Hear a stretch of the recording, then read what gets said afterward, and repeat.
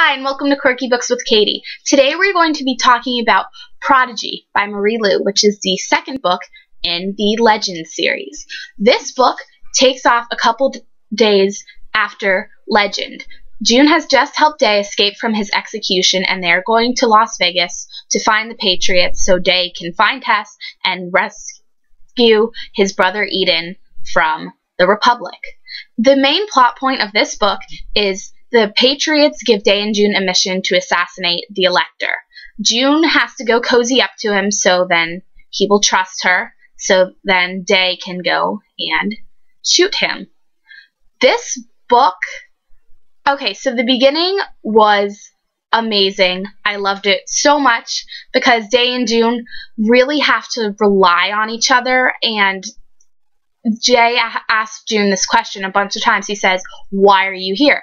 And June kind of has to figure that out. Do you think it's because the Republic was so bad for her? Or is she there for Day? Why is she there? And there are two things that I heard when this book came out. This book came out, I think, maybe like 2 weeks ago or something. I heard that there was a bathtub scene and that the ending was very emotional, both of which were true. And I was reading this book in class, and yes, there was a bathtub scene, and I felt really awkward reading it, like someone was reading over my shoulder. But I'm not going to spoil that scene because it was one of the best of the book. So if you want to find out what happens in the bathtub scene, read the book.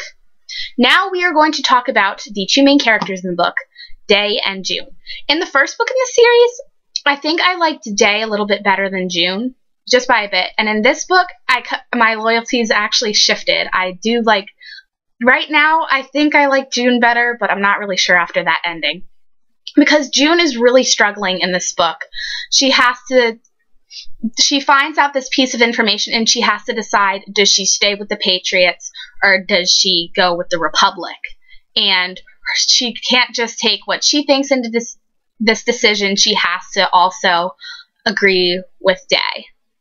And it's really hard. And then another plot point of the book is June keeps feeling sick throughout the book, and she just doesn't know why, and that plays into the ending. Now we're going to talk about Day. I love Day. He is probably one of my favorite YA guys, but in this book, I don't know, sometimes he just really annoyed me because the scenes between him and June were adorable. And in this book too, I know I'm probably spoiling a lot, but at the end of Legend, Day hurts his leg, and he kind of gets like a middle leg. So we kind of see him in the first book he was hurt a lot. So in this book we kind of see him return to his regular badass form, and it's amazing. The other main character that's kind of more prevalent in this book is Tess. And Tess, she just annoyed me so much because you find out that she is in love with Day. And Day did not know this, so then when he finally finds her, he's just like, oh, I think she likes me. And he just chooses not to deal with it. He thinks it's going to go away, and it's not. And Tess was very annoying because she just keeps telling Day, don't trust June. Do not trust June. I don't like June. June is going to break your heart into a million little pieces. And I was screaming at her like, no, Tess, you're the bad one here. And then, I don't know, she kind of disappears halfway through the book. I guess she's just with the Patriots. Another character that I liked in this book was Cade. Or, I don't know how to pronounce her name. I think Marie Lu mentioned something about it, but I'll pronounce it Cade. And she is with the Patriots, and she's a fighter, and she's pretty cool too. And now we are going to talk about the plot of the book. This book goes into a lot more detail into why the Republic is the way it is, about more of the history of how the United States was once the United States. It wasn't the colonies and the Republic, but then all this stuff started happening. There was like major floods, like half of the East Coast went away, and the Republic decided to just close off their borders so the colonies couldn't use it.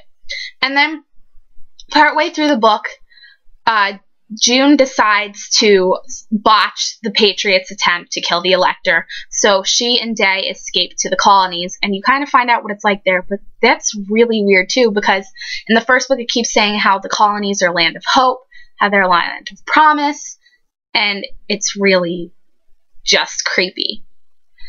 And now I'm going to share my timeline when I read this book. The beginning, I was probably sitting there like this, oh my god, amazing, more now. And then probably when I got maybe like halfway into it, I was just like, this is still interesting, but in the middle, June and Day were kind of off and doing their like separate stuff, their separate missions, and it wasn't as good. It was a lot more battle scenes, and then there was the ending. And if you have not read this book, I do not suggest listening to me talk about the ending because I will end up spoiling so much. So, the ending. You find out that Razor, who is supposedly the head of the Patriots, was hired by the senators to kill Andon, the new elector. And this is like big revelation. So then Day decides to pledge his support of Andon in front of the Republic. And then Andon comes to June and asks if he will be his princeps or whatever. It's kind of like his right-hand man. And Andon's parents actually fell in love because of that relationship. And you're screaming at June. You're like, no, June, you do not take that job, no matter what. Because if she takes the job, that means that she won't see Day anymore. She needs to see Day. And then the biggest revelation of all, probably by this point I was like bawling. But June decides she's not going to take the job. And then you find out there's this really cute reunion scene with Day and Eden. And he's okay. And, ugh. That part was written beautifully. Then you find out that when the Republic was experimenting on Day, he got this thing and that he's dying.